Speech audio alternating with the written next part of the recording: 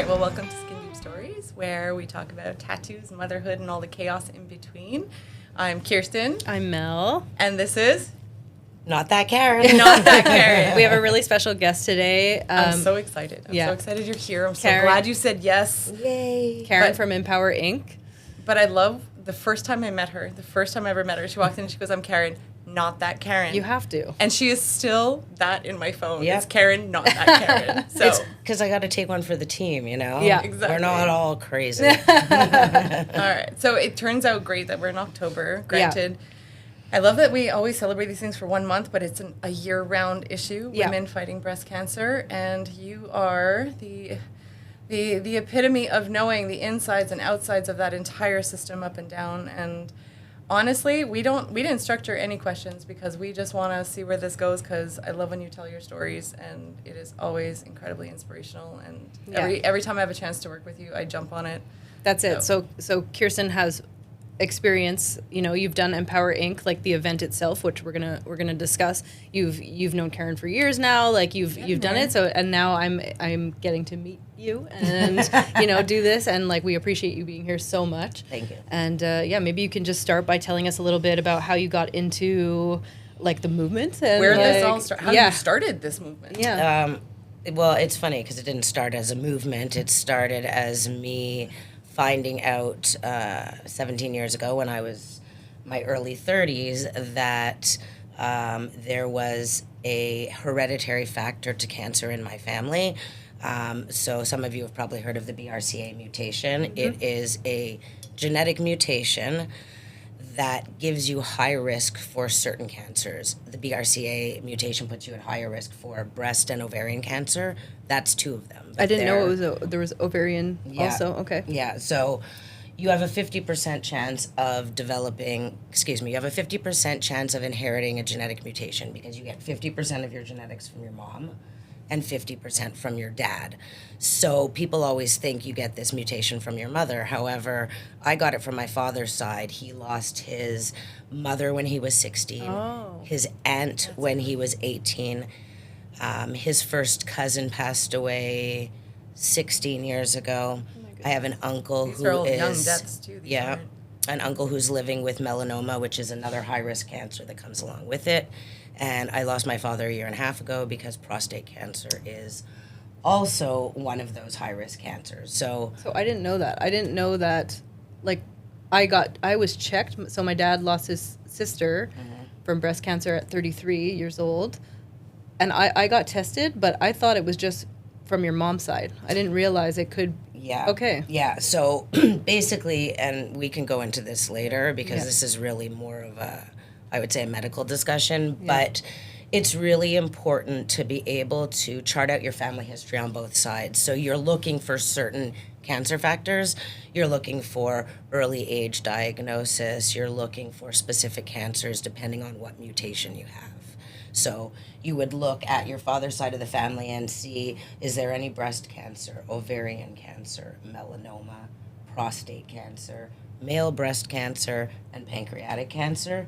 Those are the most common, but the more information they gather and the more research they do, there are other cancers that do put you at a bit of a higher risk. That being said, you can't remove your whole body, you can't remove your skin, you can't so I did what I thought was best for me. I was given an 87% chance of developing breast cancer. So you know what? If you were about to get on a plane and someone said there was an 80% chance of it crashing, that's a pretty high number. Exactly. Did you 87. Did you go through for the screening like voluntarily, or just because you had been made aware of these things, or was it just in like a normal? So genetic testing is not something that everybody has access to for free. I actually, we can talk about it later, but I'm starting a for-profit side of advocacy, which will help with genetic testing. But generally, unless you have a family member or if you're diagnosed early onset or you know a little bit more information, you would have to go private for genetic testing. However, I didn't have to wait because my father tested positive for this mutation. I was automatically given a 50% chance. So I'm already in the system. So immediate family, if you have a family member who was diagnosed with a mutation, you're kind of streamlined a little bit more. But, there's plenty of people out there, if you're adopted, You don't know. you don't know. And so everyone should have access to it. However, we have to go through the private sector. Right. So long story short, nobody was talking about this. There was no Angelina Jolie who had talked about it. There was no Christina Applegate and all of these well-known people who started talking about it. I decided I was going to remove my breasts and ovaries as prevention. My kids were 2 and 4, so I was really young. But So that's around. My son's 6. Now, my daughter's going to be 4 in a couple exactly. weeks. Wow. And I just looked at my family history, and I just kept on remembering that my dad lost his mother when he was 16. Oh my goodness. And so I underwent these surgeries. And having never met a conversation I didn't like, I decided that I was going to share it. So I shared it on Facebook.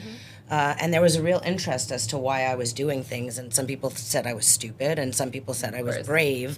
But it didn't matter. People were talking. Everyone has a fucking But you know opinion. what? There's this thing where we say we would die for our kids, but will you live for them? Yeah. Yep. It's not about taking a bullet for your kids. It's about, will I be around and healthy and the best mom that I can be? Because a lot of what we talk about here is just motherhood in general. Yeah. And so if I had found out that there was an 87% chance, then I'm going to stack as much as I can in my favor. Yeah. Absolutely. Yeah. Like I always say, I exercise. I work at a gym. I exercise so that I can be a grandparent.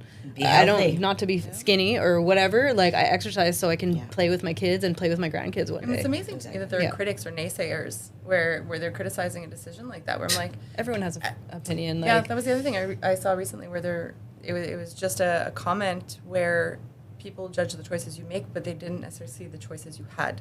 Yeah. And the truth is, I'm fine with people not agreeing with what I do. I've never been that person who cares about what other people think. I just know that I was given a voice, and so I started talking about it. And at a time where it was still taboo, and when you Googled mastectomies, you just saw, this part of the chest, and it's hard to connect to an image when you don't see a face. I wanted people to sort of see me. Yeah. So I started talking about it. So long answer to your short question. Good. I want to know it all. Is that I just didn't want anyone to feel alone. And so I searched online from people all over the world that I could meet, and I found a handful of amazing women who are going through the same thing. And there you go. You find your community. And from there, we started sharing, and I started a support group on Facebook called the BRCA Sisterhood. And it has over 10,000 women in it. It's a private group. Wow. And at one point, it was the largest on Facebook in the world. Wow. I don't know if it is now. I mean, I still run it. But it's a place where women can go to discuss choices that others don't understand. So it sort of started from there. And have support and sense of community, because not everyone's going to understand. Exactly. Even in your own personal circle. Yeah. So 2 of my really good friends went through this not that long ago, which is partly how you and I came well, that's in. it. You had mentioned it even at the time. And one of the things that they had said was, you can have a very loving and supportive family. They can do everything, but they're not in your shoes. They have not walked a mile. They don't get it. They don't get it, no matter how supportive they are. And so the communities you're creating is all women who've walked. And not to trivialize the support that you absolutely get not. from your family and friends, because you need them for different types of support. Of course, yeah. Absolutely. But there's something really invaluable about telling somebody how you're feeling and them going, They I just get it. totally get I get it. And you just don't have to explain it. Right. I also know, like, my cousins, I just tattooed them the other day. Like, one of them had the gene, like, the daughters of my aunt who passed away. And she had the same thing, reconstructive, she made that choice. She has a son, and she made that choice for herself. Yeah. And, Yeah. we all know we're all, like, that's the thing. Like, we're all affected, and we all know someone who I haven't spoken to anybody recently that doesn't have someone in their life that has gone through it, is going through it, or has lost someone to it, which is so prevalent in our society now. So I love that you have created these platforms to discuss it openly and without shame. And so how did EMPOWERink come out of all of this? So yeah, this like, was how your did the journey, tattoo, and then tattoo aspect Yeah, start? so I used to joke. So when I had my mastectomy 17 years ago, the reconstruction process was very different. And I remember saying to my husband at the time, don't let me finish with my reconstruction until I get nipples. Because I chose to have, I didn't have a choice at the time, but they removed my nipples and areolas because there's a risk of breast cancer in the milk ducts. Oh, yeah? So that's why I chose to remove them. I figured if I'm going to be removing my breasts anyways, we might as well take it all. That being said, 17 years ago, I did not have a choice. Just to show you how evolved we are, now a lot of women are able to keep their nipples. It's called a nipple-sparing mastectomy. And so it keeps a little bit more of that more natural look. You know, without them, you kind of look like a Barbie. So I remember telling my husband, don't let me quit without nipples. I had some complications, so then it was like a second surgery, and then the third surgery, and a fourth surgery. And all while raising little kids. And, right, I can't even imagine. And working full-time. And I would even joke about it with my company. I told them that, like, for a Christmas bonus, I wanted, like, a left areola. You know, they didn't find it very funny. If that's not too much to ask. Not too much to ask. I'm like, you know, if you favor the right... I'd find that funny. Why was that not funny? Because you have to laugh, right? Yeah. But then came, like, the fifth surgery, the sixth surgery from complications, seventh surgery from complications, and... every time I went in for another surgery to fix my complications, I was getting angrier and angrier that I still hadn't completed what I wanted. And at that point, it had been so many years that I didn't have my nipples and areolas, and I was starting to feel like it was my new normal, that I just didn't care anymore. And so I started Googling tattoos on breasts, mastectomy tattoos, and there was one image that I found, a beautiful image, that only had, again, from here to here, so you can fully connect. But I found a link somehow to this tiny little organization called Personal Inc. and P-Inc. they called it. And basically it was this one guy who decided that he loved the idea of covering mastectomy tattoos of women. He wasn't even an artist, it was his sister-in-law. So I tracked him down in Boulder, Colorado, and I said, I'm loving what you're doing. Can I bring it to Montreal? This was not 8 years ago. Okay. Wow.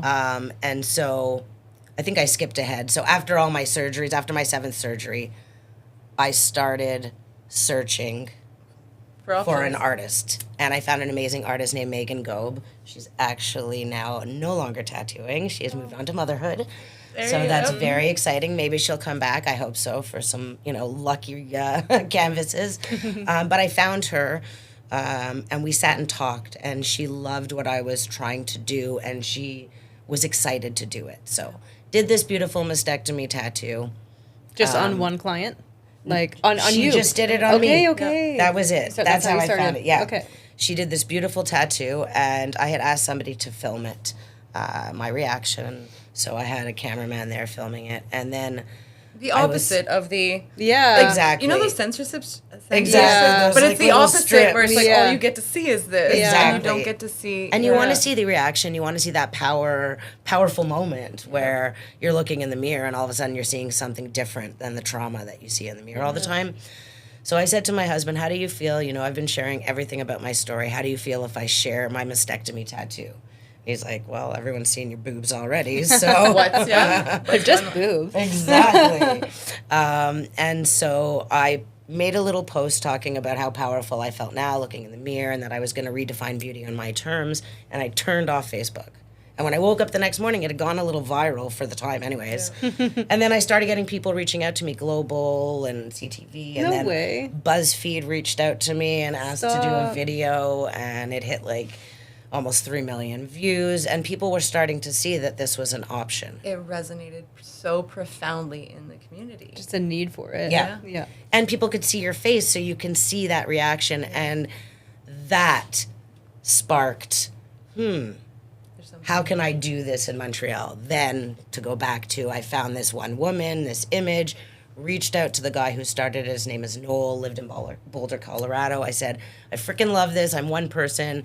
Can I bring it to Montreal? I said, take it and run with it. Aww. So I went back to Megan, and I said, how would you feel about offering a complimentary mastectomy tattoo? Because I had paid for mine. That was really important for me. It wasn't a thing at that time, though. Like, no. So, no. Yeah. And it was important. I had been putting money aside. That was part of me being able to take control back. And so we did. Sorry to interrupt you, but I think that's so important because for so long going through all the medical treatments, anybody going through anything medical, it's beyond your control. Most of the time it's happening to you. And you're told what to do. And you're told, and you don't. So being able to empower yourself again, going, I am choosing, I am getting to do. Exactly. There's something to be said about that. So I paid for it. That's the and I did it exactly. And you know, for me, I was lucky enough that I was able to put the money aside. Not everybody has that luxury, but again, it took me a while. And so first year we just did 2 women. And so for the first 4 or 5 years, we did it in October. Did you film it and everything every time? Yeah, cool. We filmed it. We took pictures. I found a little photographer. And it was small, but that was okay. We were making little changes. And then Personal Inc. merged with Fuck Cancer in California, which was great. They got more visibility. Yeah. But then I realized we need visibility in Canada. They're a great organization, but it's harder to work with an American company when you're dealing with funds and donations. And so that sparked EMPOWERink 5 years ago, where I said, that's it, I'm done, I'm doing it. Starting your own company. I'm starting it on my own. It was like run by GoFundMes, and you've done all of this out of just the goodness of your heart. Yeah. Like it is not for profit. It is not for. It is literally to give women just a sense of self back. And and you've been part of those days. I mean, you know what it's like. I've told you I will do those days anytime you ask. There is something to be said about if you have a skill or a talent or an ability to be able to be of service to somebody, where it's not always about profit. It is not always about money. It's if I can do this for you and give you a tiny piece of sense of self back. There's no question in my mind that this is, the world would be such a better place if we could all just give of self. And these moments, these are some of my peak moments in my entire career that I hold and cherish. That was one of the things when we first met and we were talking and everything, and like seeing those photos from the first time you did it, and like just the one that you did a couple of weeks ago, I was just like living vicariously through those photos and just looking at them, and like she said she could feel the day, feel the energy. You can, I was like, because you capture, especially I have to say that first the image of Kirsten's very first hugging recipient. Her client. It's not that one that I love. I think it's one of my favorite pictures, where she has her hand just up to her eye, and you see her eyes tearing. But no tears have come out yet. That's just the welling up. The welling up. Wow. Yeah. So just to go on a little sidetrack. So right when my 2 friends had been diagnosed around the same time, and like really close friends of mine. So hi Shanna, hi Kim. I saw a post, and it was RJ. It was at Uptown Studios, and I saw a post, and I'd been talking to Shanna about, this was when I was first getting into tattooing, and I'm like, I would love to learn how to do either scar covering up or areola tattoos, or I had actually reached out online looking at how to do them effectively, because again, that is not a tattoo you want to mess up. Exactly. And right as you know how the algorithms work, right? So because I had been Googling so much how to do nipple tattoos or how to do tattooing over scarring, because I always had my friends in mind, if ever they needed, I wanted to be able to do that for them. And so because of the algorithm, the EMPOWERink event popped up. And so I knew that there was a connection with RJ. So I wrote to him and I said, I want to get involved. What do I have to do? Who do I have to talk to? This is before the first time that you ever did it. Yeah. Wow. Isn't that funny? So because RJ's our master shop. He's been doing this with me for 5 years. So wow. Actually, he did it 1 year before we were EMPOWERink, when we were still Personal Inc. He's one of the OGs. He is the awesome. OG, Yep. Aside from Megan, who's no longer with us. But That sounds terrible. In tattooing. She's no not longer tattooing. She's love you, Megan. I'm sorry. So RJ is the main, and I really trust RJ to say, reach out to this person, or I have someone else. Yeah. Cool. So that's how you and I came to meet. So do you want to tell us a little bit about like what EMPOWERink is and like how what the process is? Sure. So EMPOWERink, I like to say, is the first time since a diagnosis that you have 100% control over your body. You get to decide what you want to do, where you want to do it, how you want it done, the placement, all of that is up to you. And the goal is to redefine beauty on your terms. It's to show that there's other options after a mastectomy, because you hear all the time, you have a double mastectomy. Well, don't worry, you can get implants and you'll look natural. They'll look great. I mean, let's not trivialize what a mastectomy is. It's an amputation, and nobody would ever say that to somebody if they had their leg amputated. So you get a really great prosthetic. You can run like crazy, you know? And it's like insensitive. But people don't mean it that way. Of course not. It's just they don't know what to say, so they fill the void. And I wanted to show, I knew the power of now looking in the mirror and not seeing all of my scars. I wanted to be able to give that to others. And so I thought it was really important that we have something like this in Canada. So what we do is we connect breast cancer survivors, previvors, which are people like me, who have undergone risk-reducing surgery. I love that term. I've never heard of that. And I've tried to like explain because we are preventing cancer. Previvors. I did not come up with it. I'm not sure who did, but that's sort of what we call ourselves. And thrivers, those who are living with a stage 4 cancer diagnosis, which means that they will be taking medication for the rest of their lives. So we wanted to be able to, and it's for men and women. We've had a man as well, because men get breast cancer. It is rare, but they get it, and they die at a faster rate because they don't think it's important and they ignore it, which is why when we talk about feel it on the first, you always have to say, men, check your chest, check your testicles, look at your skin, and know you're normal. So that's really important. So we connect breast cancer survivors with tattoo artists, and they cover their mastectomy scars for free. And it's a whole day event. It's not just you come in, you're invited with a loved one. We cater the whole day with delicious food, and we pop champagne. There is never a lack of food. There is never a lack. I saw the pictures. I was like, oh my goodness, so much such a party. Food. And, you know, it's a day where all these women get to be in charge, and they're surrounded with others who are like-minded. And we were like almost 30 people in Montreal a week and a half ago. Oh my God, 2 weeks ago. It wasn't that long ago. We just did the event. And I remember talking to my client Valerie, where she had just been having lunch with some of the women, and she goes, we feel like we just met today. Like, a lot of the women had just met that day, but the exchange of stories, like comparing the scarring and feeling so at ease in that space, it's really, that whole day is about them, start to finish, and we're just there to facilitate it. That's the word I was looking for. Facilitate. And so you do it it's been at Uptown Tattoos now for 5 years? It's been at Uptown Tattoo for 5 years. Okay. Our next event is October 12th in Quebec City, where it's at Paradox Tattoos. Okay, so you do numerous, like, at what frequency? Yes, so we do about 4 or 5 a year. And the reason for that is because breast cancer is all year round. Right. We don't need to have a specific month to do an event. Right. So we'll do an event in May and July and September. So we've done events in Montreal, Quebec City, Oshawa, Toronto. We are at Quebec City, and we are working now in the Laurentians to do one there. You know, we run now fully 100% on donations. So the more donations we get, the further outside we can go within Canada. So our goal is Calgary next. Oh, yeah. That's what we're looking to do. So we want to, again, we need to, you know, we survive on private donations, full tax receipts, but the goal is to get to any location within Canada, and we're looking even to do one in Florida. You've had women fly in. Yeah. Like when we've done the event. We have someone coming in from Michigan for Quebec City or Wisconsin. I know those aren't even closely related, but women will fly in. And so the way it kind of works is with the form. So they can fill out a form. They have to be how long post-op? It's at least minimum? So based on all the artists I've worked with, and the two of you can confirm that, we always say at least 1 year post-surgery.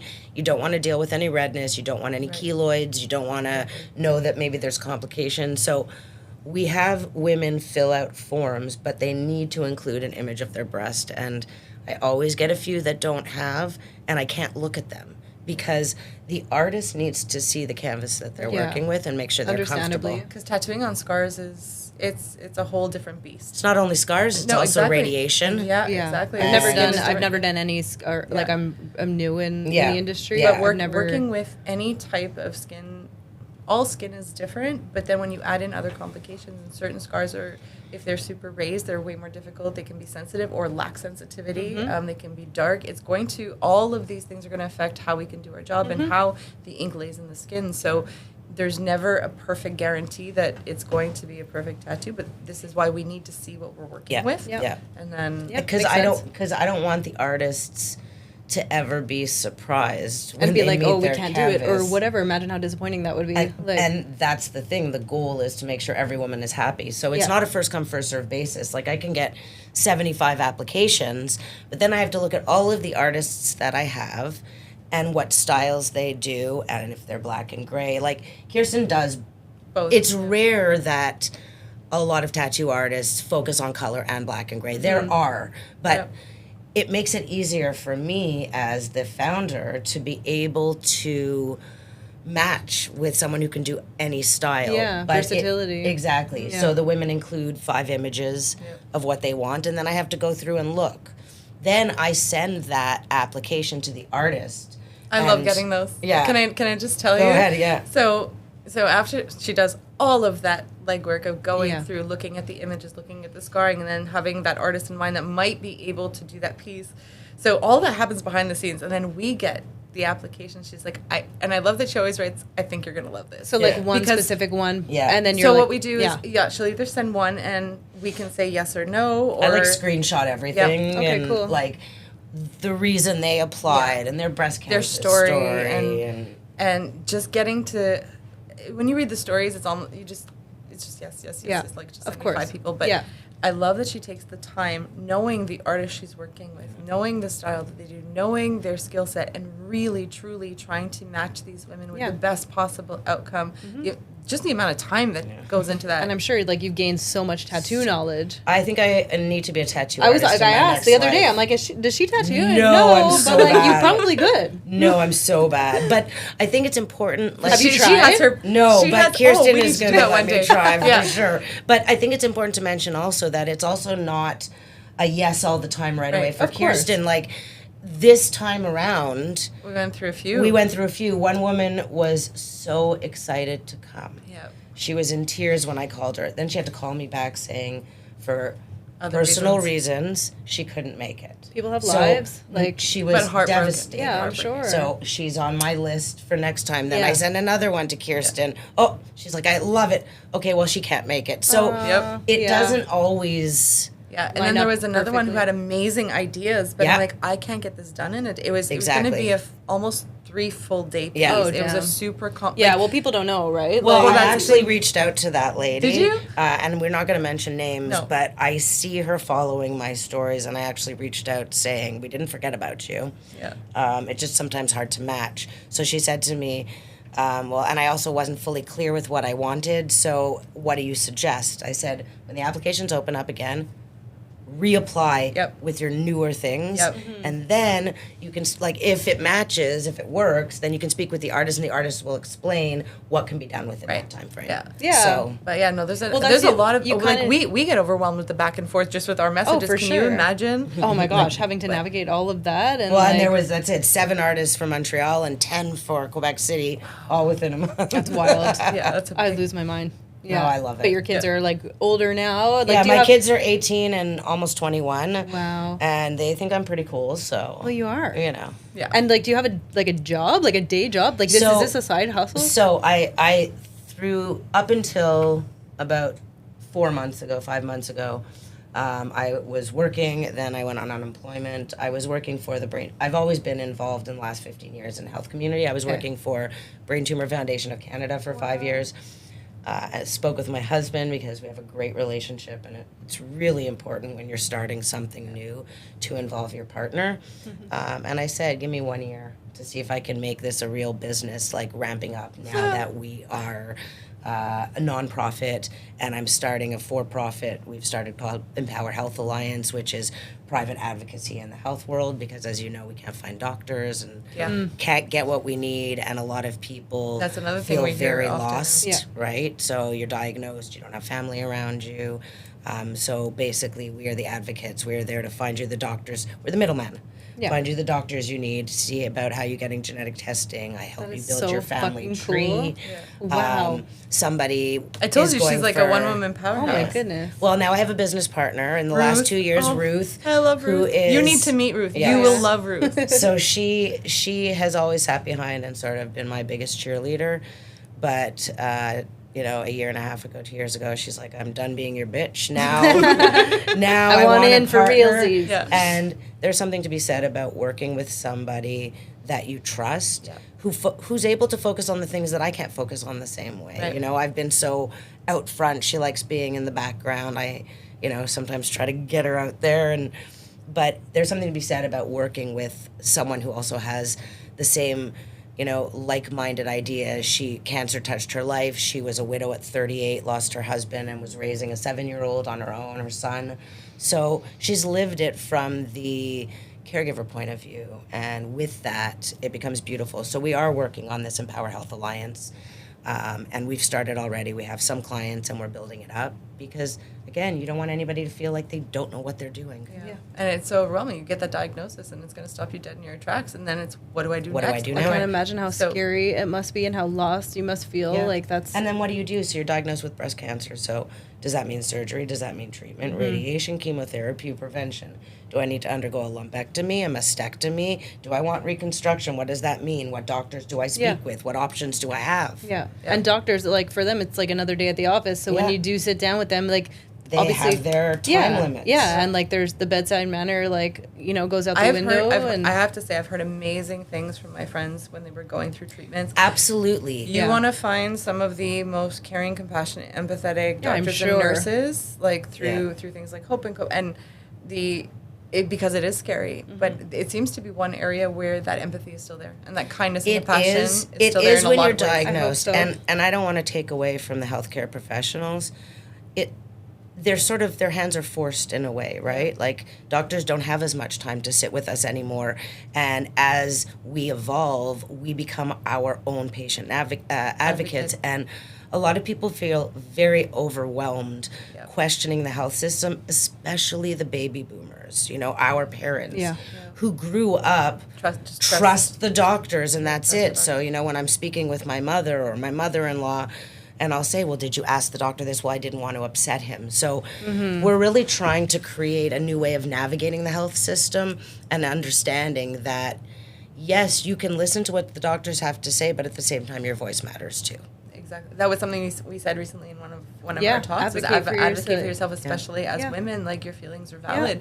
But yes, I think we've all been taught to just kind of be polite and respect authority. You know more about this than I do, so I'm going to trust. But so you've basically created those links, all those little gaps in the entire process. I would never have thought, sorry to cut you off, like, I would never have thought that could be a business. Like, that's genius. Yeah, and it's really about getting it out there and explaining what we do as navigators. We are not there to change the system. We are there to help you navigate the system properly and understand that you're entitled to a second opinion, and to understand that you have the right to ask questions and know your options. And again, I don't think it's always that doctors are trivializing it. I think that they have a certain amount of patients that they see within the day. Our health system is a shit show right now, with all of the government funding being cut.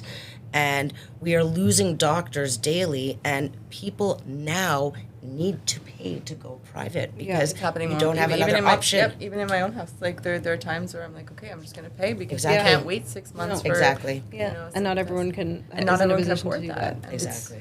So, like, what is your, like, vision, I guess, for the future? Like, we'll kind of end with that. Like, what's your... wait, there's still one other thing that we haven't mentioned. But the vision. Let's go with the vision, and then we got to throw in the fact that she's also written a book in all of this. So, my vision, honestly, it's always the same as Mahatma Gandhi's quote: "Be the change you wish to see in the world."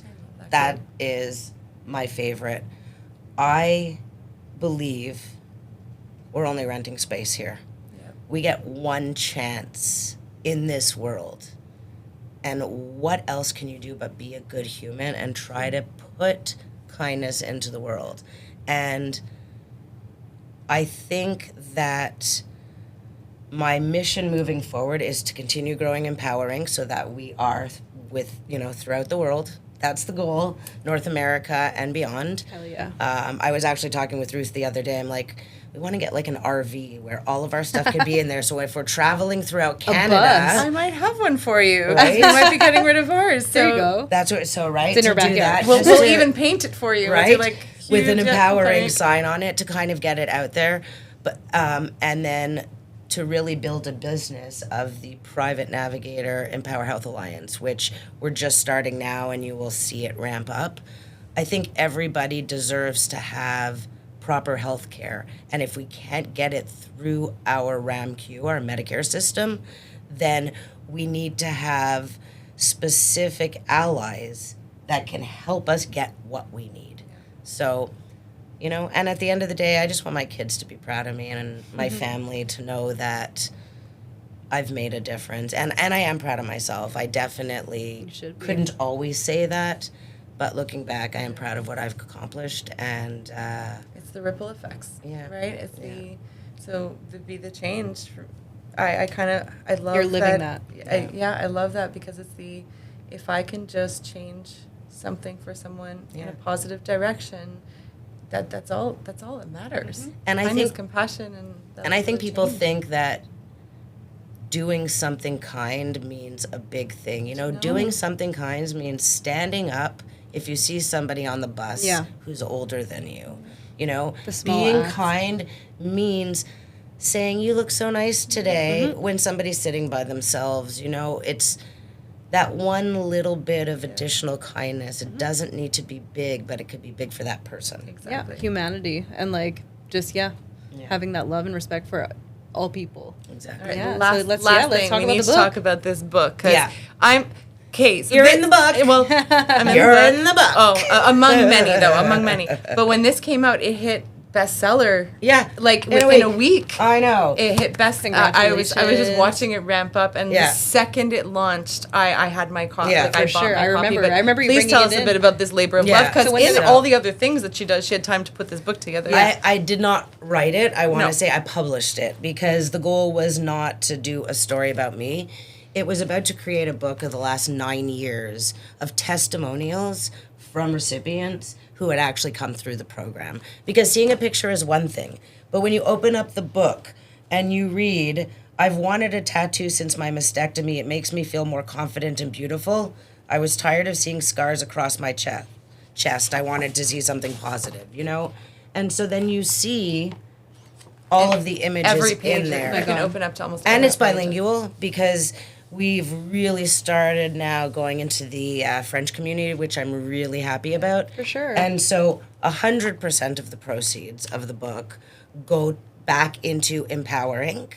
I should also mention that EMPOWERink has a partner called Se Reconstruire, and they're a wellness center in Longueuil. Cool. Similar to Hope and Cope, but they cater only to breast cancer patients. So the money that we raise not only goes towards EMPOWERink for our tattoos, but also goes to providing support and all of these free services for Se Reconstruire. So when people say, well, I don't know if I want to support, it's just for tattoos. It's not just for tattoos. It's a wellness center that provides therapy and healing and wellness and Reiki and, you know, Wow. All mind, body, myofascial soul. release. And so, Wow.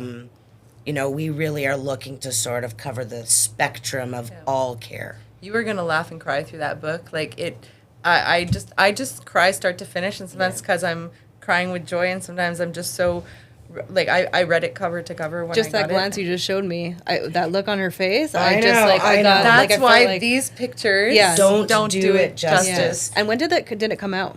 It was published May. Right. Yeah. 2025? It's 2025. Yeah. It's on Amazon everywhere, Amazon UK and US. And we can put those links in. Yeah. And we're going to Yeah. link. For So sure. if somebody, let's say an artist wants to get involved with you, or somebody wants Client. to, like, let's say a woman wants to fill out the form at some point, what Yeah. is the best way they can connect with you? The best way to connect with me is either on Instagram, which you'll share that, but really the best way is through our website, which is empowerink.ca.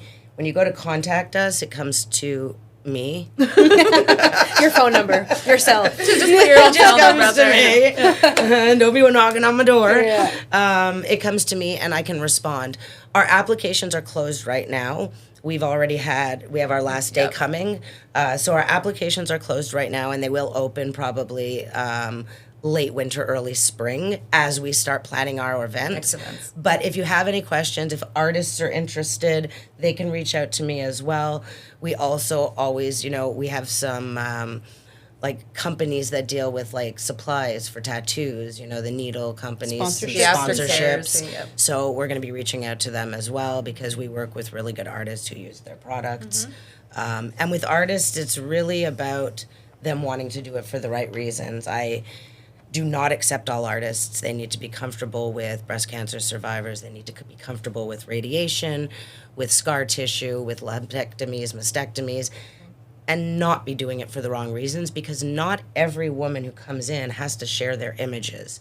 The images you see, they have given us permission. There are women who come through this program who do not share, and that's their prerogative. So you think like some people would want to do it for clout, or Yes. Yeah.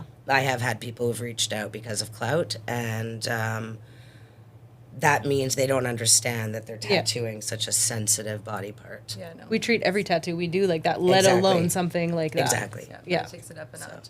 All right, I need to read this. So at the last event, we had all the women. Oh my goodness, they was such an incredible group. Can you just So what I do is, after all of the women are connected to their artists, and then they're working with their consultations, I take all their emails, and the women know this because I've spoken to them. I take all their emails, put it into one group email, and I say, you guys can introduce yourselves to each other so you won't be strangers. So then I see, and I don't get involved. But then you see one introduces themselves, and then another, and so they have their little chats so they don't feel like strangers when they've come in. especially walking into That's the awesome. shop, Yeah. So they all got together, and there was this beautiful letter written, so and nice. there was not a dry eye in the place. And I asked permission if I could read it. This was your client? No, Okay. it was All 7 of the ladies. We even had an 80-year-old first tattoo. Okay, they collaborated on that? Yes, Oh. they bought us these 2 spectacular bouquets of flowers, myself and Ruth, to say thank you. Aww. And then they just read the gratitude. And they so read this letter.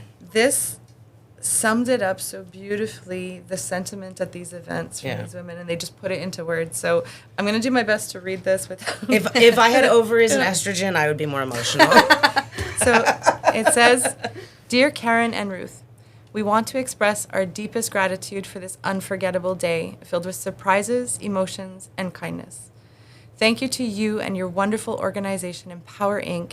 We had the privilege of transforming scars that once carried constant reminder of cancer into a work of beauty, resilience, and hope. What you offer goes far beyond a tattoo. You restore confidence, dignity, and light to those who have faced hardship. You bring beauty where there was once pain, and this gift will remain forever in our hearts. Thank you from the bottom of our hearts for your generosity, compassion, and dedication. You have changed the way we see ourselves, and for that we will be eternally grateful with all of our love and gratitude. And I just got goosebumps. I have goosebumps running up and down my body. So beautiful. That's never happened before. It was so put so succinctly, and I just went, I have to go back to work now. Like it was just, you need to, your artist needs to be able to see, and on these events, the amount of tears that are shed. Yeah. All right, so the last 2 things. Your inked cover, which is still one of the most badass images I've ever seen, and you have an article out now in Canada. So sorry, we said there was no time limit. Can we show the ink cover? So there was how well it's going to be visible. in 2017.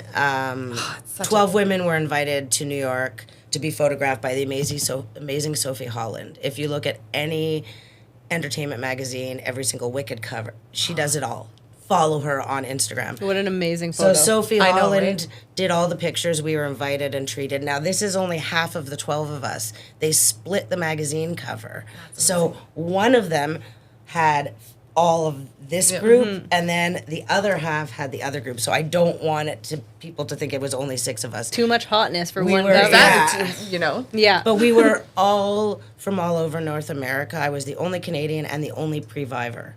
So that was really big. And it was the only issue they ever did in 2017, where they literally had stories of all of the women and who we are and what we've done. And, so fucking cool. It was so cool. So, well, I'm sure we're going to be able to add in a proper photo of it. And now the most recent publication. Most recent one is we were in Clandai, which is really exciting because at least it's showing now that our French community is very involved, and it just shares a little bit about, clearly I didn't bookmark it, right? It just shares a little bit about, who we are, what we do, and why we do what we do. So it has a really good article in there. And amazing. We're really proud of it. Your reach is getting further and longer and wider. Yeah. And I can't express, especially meeting you for the first time today, I just heard nothing but great things. It's all a lie. So you are that Karen. I paid her. She pays me very well. I am that Karen. Well, we can't thank you enough for being here, and it was so great to meet you. And hopefully we can connect.